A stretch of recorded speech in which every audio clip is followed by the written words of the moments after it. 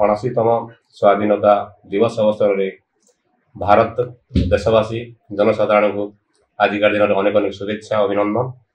जेन माने कि आजिकार दिन में बलिदान जो महापुरुष मान लगे से लगे आज आम देश स्वाधीन हो पारे निजे स्वाधीन भाव में बची पार आग को आसुवा पश्चिमांचल भाईचारार गणपर्व नुआखाई अवसर में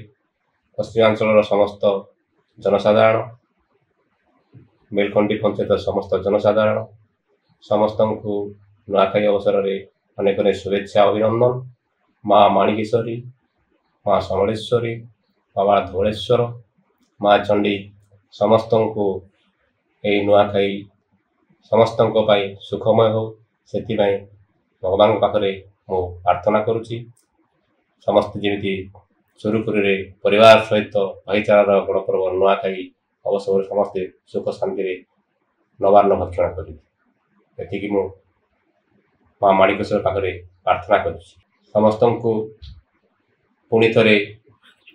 अग्रिम नुआखाई जुहार जनाऊँ माँ माणिकेश्वरी समस्त को भलरे रखिता।